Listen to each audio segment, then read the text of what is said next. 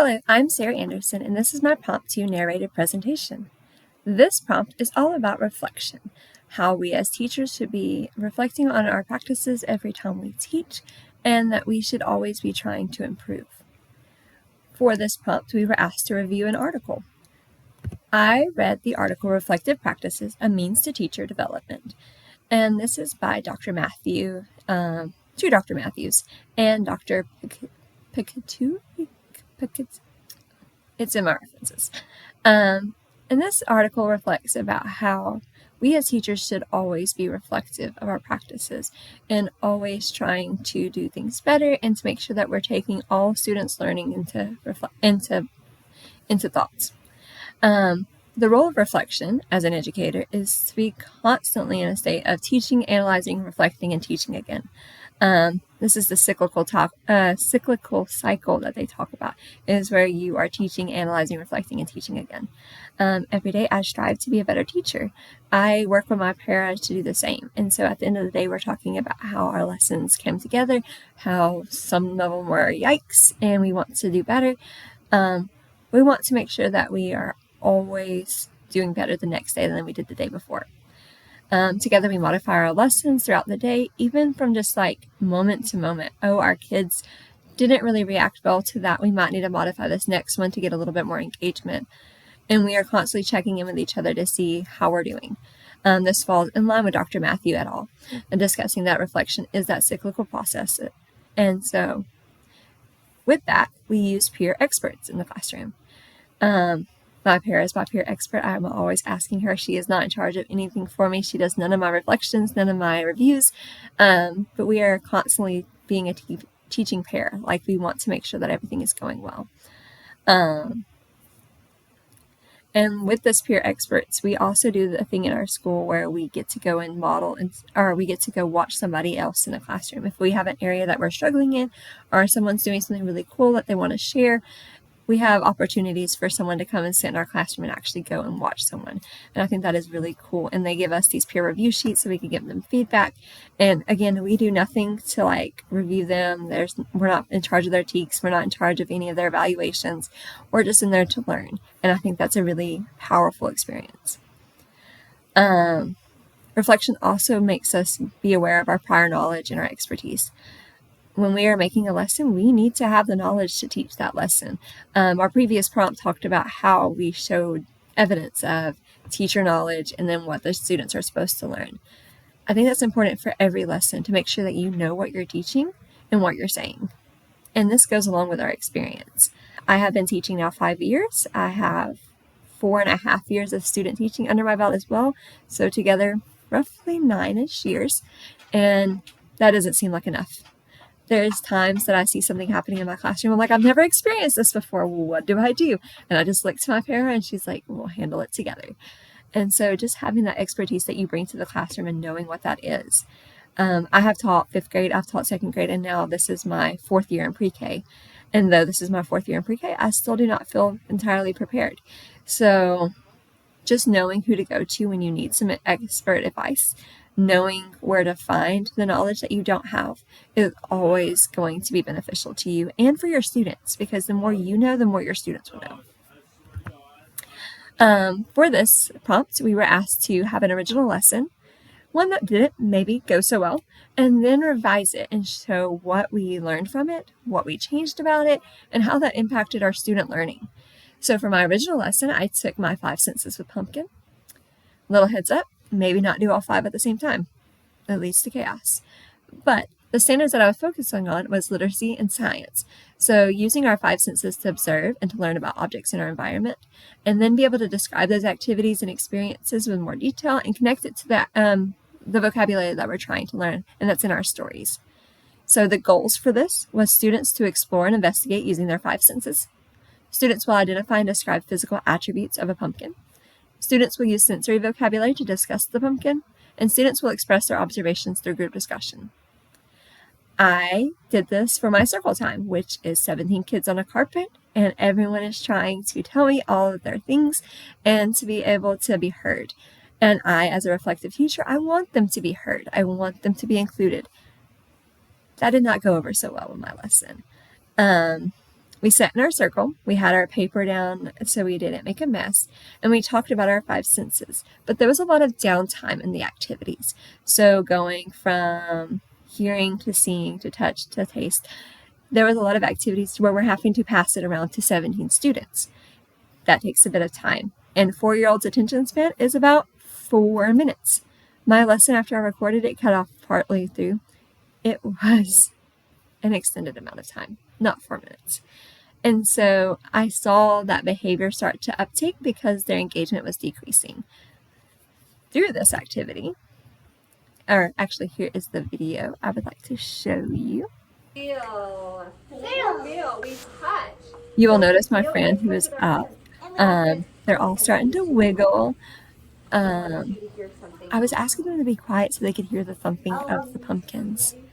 And I kept having to remind them of that expectation, which I normally don't have to do. And so they were all starting to wiggle, they were all starting to get about. But I will let you watch the video for a second.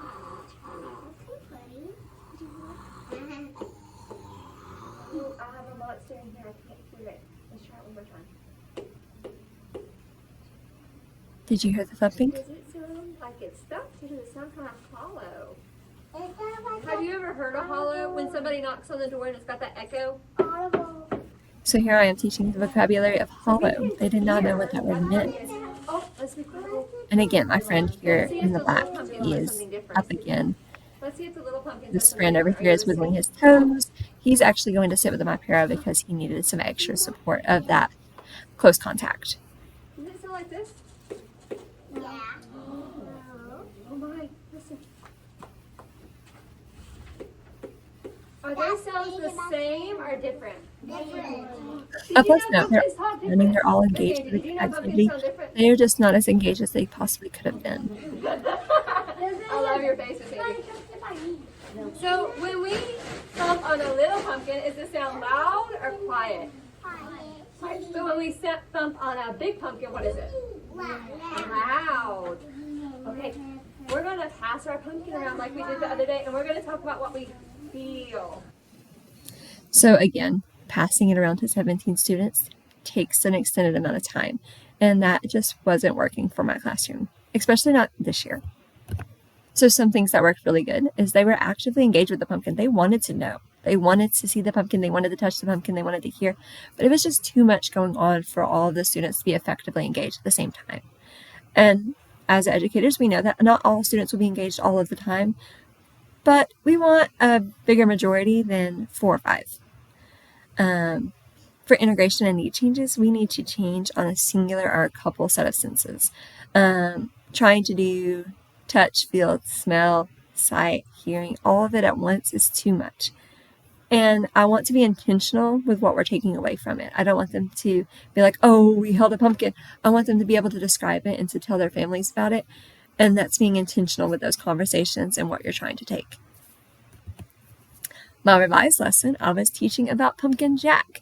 And this is another way for us to use all of those senses. It's a little less hands-on, but it has a hands-on component that's going to be continuous. For this, I use the same standards where we're trying to observe, where we're describing our experiences, and we're connecting with those vocabularies.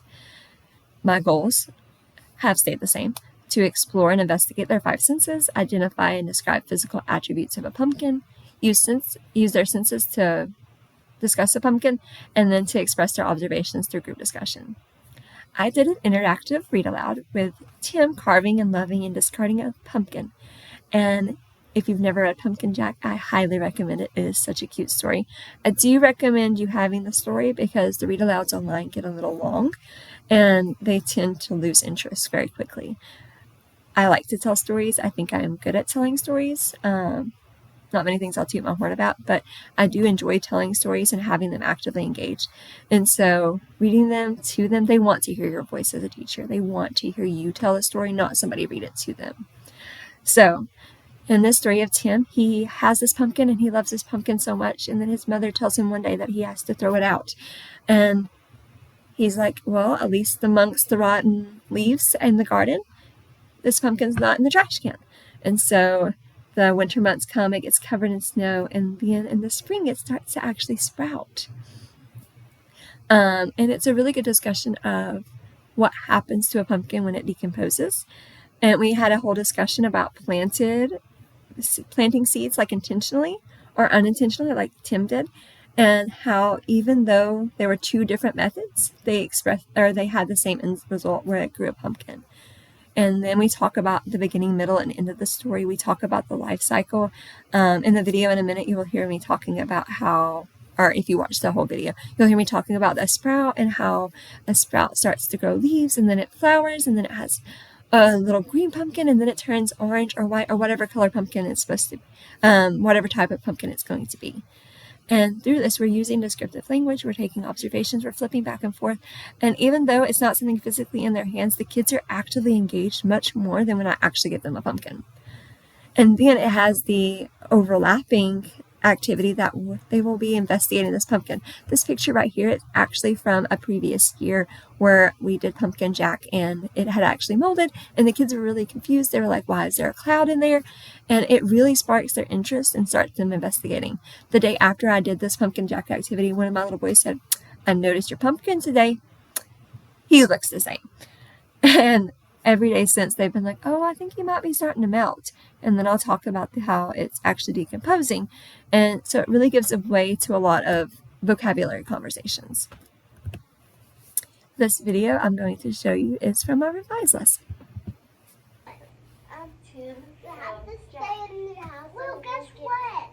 Oh, you think it needs to go in the house so it won't melt? And guess what? Oh, yes. Sometimes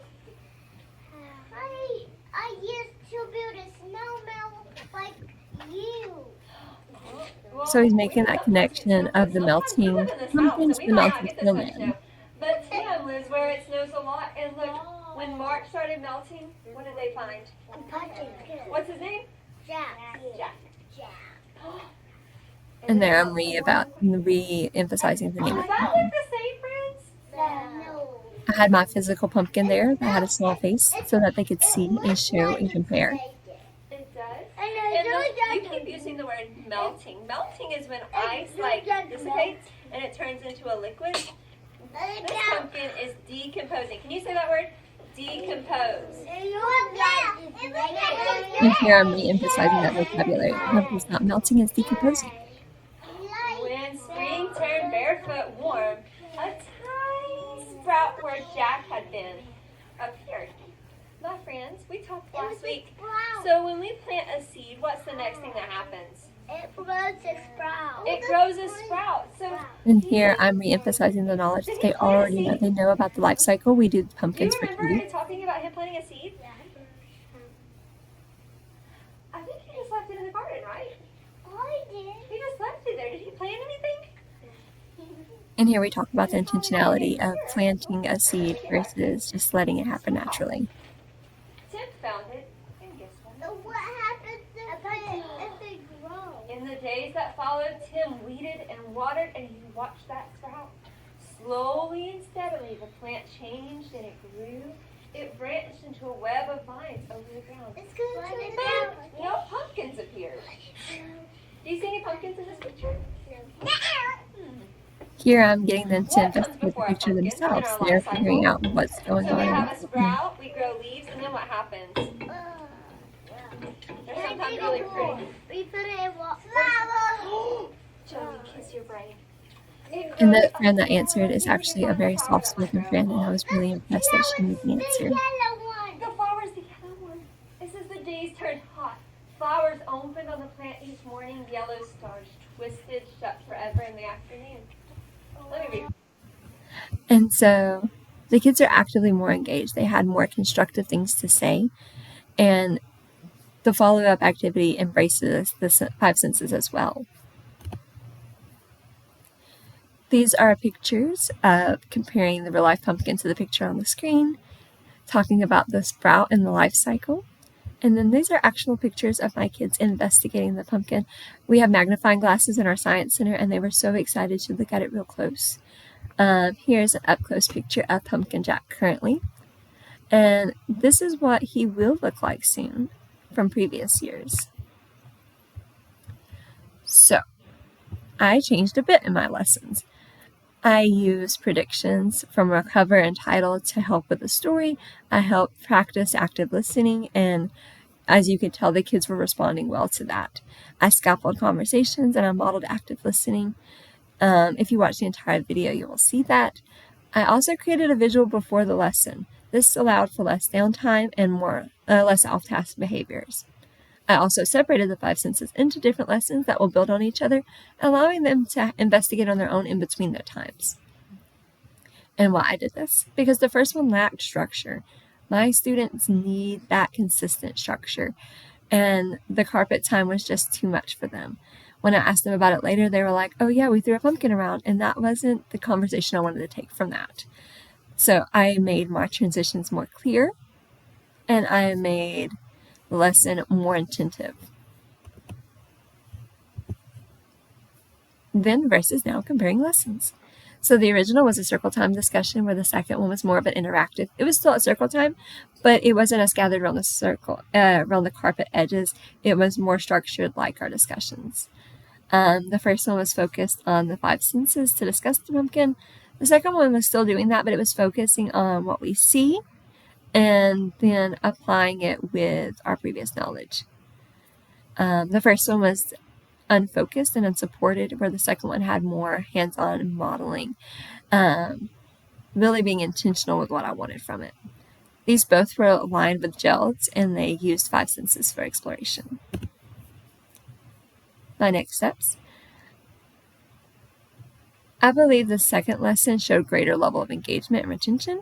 The conversation for the lessons were better, and they have continued even to this week, to the next week coming up. And they actually knew more than I thought they did. They knew the plant life cycle. They were able to tell me. They were able to engage with the story more actively. 2 of my friends on the carpet in the second lesson still needed to have additional help. They sent my para. And that really helped them to be able to be focused and have more active learning.